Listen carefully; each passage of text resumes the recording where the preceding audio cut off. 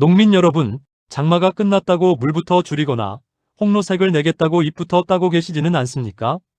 지금 과원에는 수확을 앞둔 홍로가 있고 아직 과실을 더 키워야 하는 후지와 중생종이 함께 있습니다.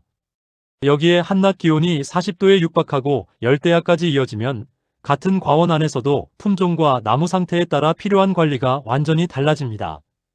홍로는 수확 준비가 필요하지만 후지는 아직 잎과 뿌리를 지켜 과실을 키워야 합니다.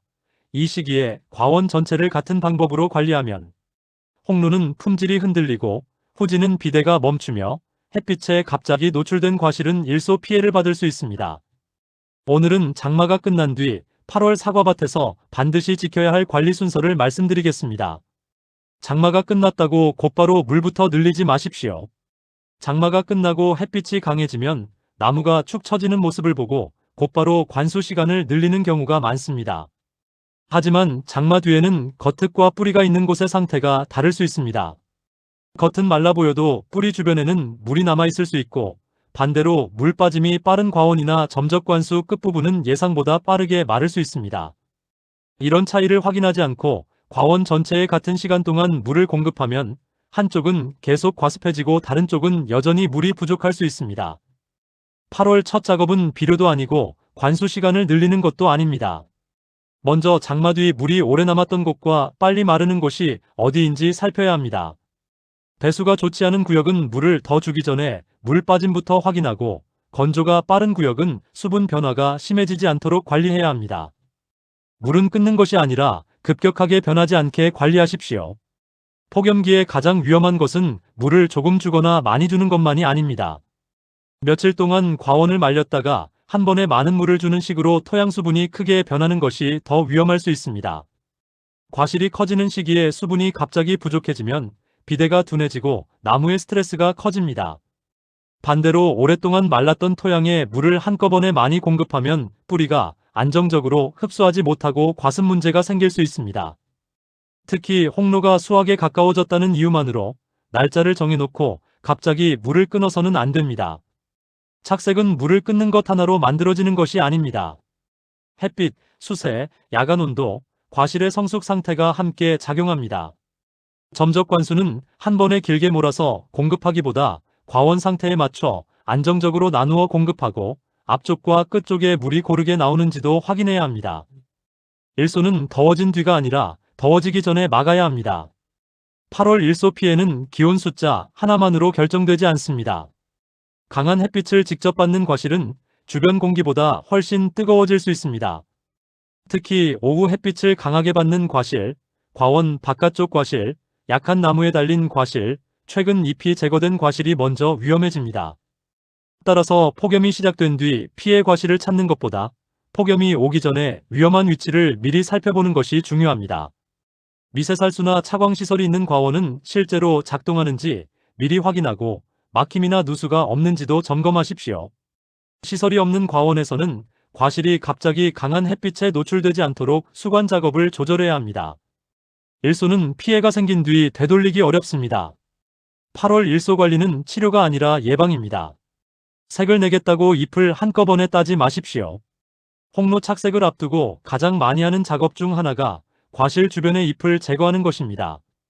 하지만 폭염기에 잎을 한꺼번에 많이 제거하면 그동안 그늘에 있던 과실이 갑자기 강한 햇빛에 노출됩니다. 색을 내려고 한 작업이 오히려 과실을 데이게 만들 수 있습니다. 강한 하계 전정이나 과도한 잎 따기, 과실을 갑자기 돌리는 작업도 같은 위험이 있습니다. 특히 오후 햇빛을 직접 받는 쪽의 과실은 더 조심해야 합니다. 착색 관리는 한 번에 햇빛을 많이 넣는 작업이 아닙니다. 과실이 빛에 적응할 시간을 주면서 조금씩 수관 내부의 환경을 바꾸는 작업입니다. 따라서 폭염이 이어지는 시기에는 강한 작업을 피하고 필요한 작업도 여러 번으로 나누어 진행해야 합니다. 색을 빨리 내겠다는 욕심으로 잎을 지나치게 제거하면 착색보다 일소 피해가 먼저 나타날 수 있습니다. 홍로는 붉은색만 기다리지 마십시오.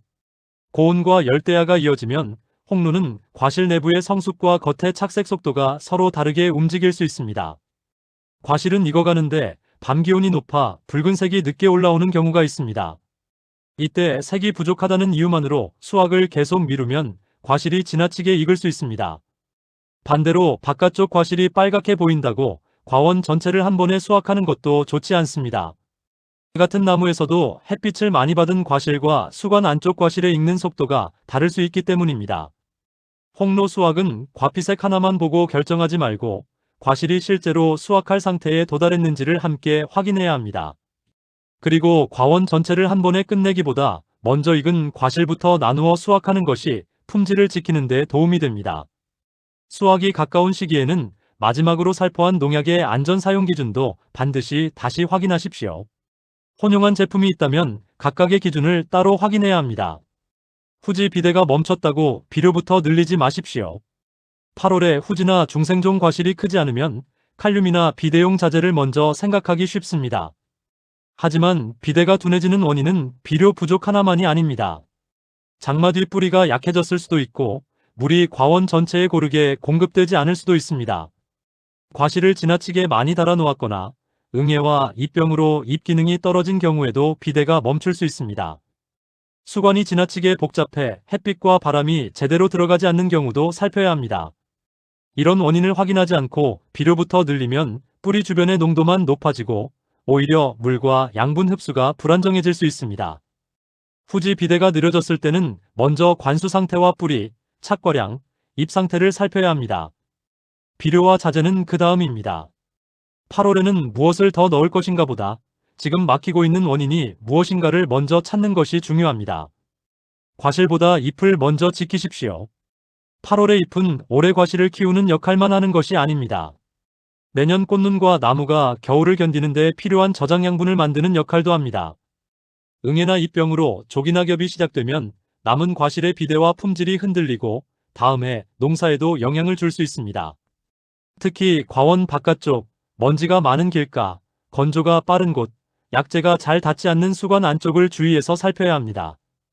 응애는 잎 앞면만 보고 지나치기 쉽기 때문에 잎 뒷면도 함께 확인해야 합니다. 병해충 방제는 정해진 날짜만 따라 반복하기보다 실제 발생 상황과 기상 조건을 살펴 결정해야 합니다. 수확이 가까운 홍로는 사용할 수 있는 약재가 제한될 수 있으므로 약재를 선택할 때 더욱 주의해야 합니다. 잎을 지키는 것은 남은 과실을 지키는 일이며 동시에 내년 농사를 준비하는 일입니다. 같은 과원에도 목표가 서로 다릅니다. 홍로는 이제 성숙과 수확 준비가 중심입니다. 후지와 중생종은 아직 잎과 뿌리를 지키면서 과실을 더 키워야 합니다. 따라서 같은 날, 같은 시간 동안 물을 주고 같은 강도로 잎을 따고 같은 비료를 전 과원에 적용해서는 안 됩니다. 또한 같은 품종이라도 과원 바깥쪽, 경사지, 물 빠짐이 빠른 곳, 점적 관수 끝부분, 장마 때 물이 고였던 곳은 상태가 다를 수 있습니다. 8월에는 과원 전체를 한 덩어리로 보지 말고 작업 목적에 따라 나누어 관리해야 합니다. 홍로 구역에서는 수확 준비와 일소 피해 방지를 우선하고 후지와 중생종 구역에서는 수분 안정과 잎 기능 유지, 비대 정체 원인 확인을 우선해야 합니다. 취약한 구역은 정상 구역과 같은 방법으로 관리하지 말고 별도로 살펴야 합니다. 폭염 당일에는 강한 작업을 멈추십시오. 폭염은 기온이 가장 높아진 날부터 준비하면 늦을 수 있습니다. 예보를 확인한 뒤 관수시설과 필터, 점적핀, 미세살수와 차광시설이 정상적으로 작동하는지 미리 점검하십시오. 물이 부족했던 과원에 폭염 직전 한꺼번에 많은 물을 공급하는 것도 피해야 합니다. 뿌리 주변의 수분이 급격하게 변하지 않도록 안정적으로 관리해야 합니다. 폭염이 심한 날에는 한낮에 잎 따기, 강한 하계 전정, 과실 돌리기와 농약 비료 연면 살포를 피하십시오. 작업은 가능하면 이른 아침이나 해가 약해진 시간으로 옮기는 것이 좋습니다. 일소 피해는 폭염이 지나간 직후 바로 뚜렷하게 보이지 않을 수도 있습니다. 며칠 동안 과실 상태를 다시 살펴보고 피해가 의심되는 과실과 부패과가 늘어나는지 확인해야 합니다. 8월 사과 농사의 목표는 홍로의 붉은색만 빨리 내는 것이 아닙니다. 홍로는 과실의 크기와 품질을 지키면서 제때 수확해야 하고 후지와 중생종은 잎과 뿌리를 지켜 남은 비대 기간을 확보해야 합니다. 모든 품종에서는 일소와 조기낙엽 피해를 줄여야 합니다. 물은 수확 날짜만 보고 갑자기 끊지 마십시오. 색을 내겠다고 잎을 한꺼번에 벗기지 마십시오. 과실이 작다고 원인도 확인하지 않은 채 비료부터 늘리지 마십시오. 그리고 홍로와 후지를 같은 방법으로 관리하지 마십시오. 이 4가지만 지켜도 8월 폭염기에 발생할 수 있는 큰 손실을 상당 부분 줄일 수 있습니다. 이번 일반 영상에서는 반드시 피해야 할 실수와 큰 관리 순서를 말씀드렸습니다. 내 과원을 어떤 구역으로 나누고 현재 상태에 따라 어떤 작업을 먼저 선택해야 하는지에 대한 현장 판단법과 구체적인 실행 자료는 멤버십 회원 전용 영상과 자료에서 다루겠습니다. 오늘 내용이 도움이 되셨다면 구독과 좋아요로 함께 해주시고 실제 과원에 적용할 수 있는 더 깊은 관리가 필요하신 분은 보라루키 사과농사 멤버십을 활용해 주시기 바랍니다. 감사합니다.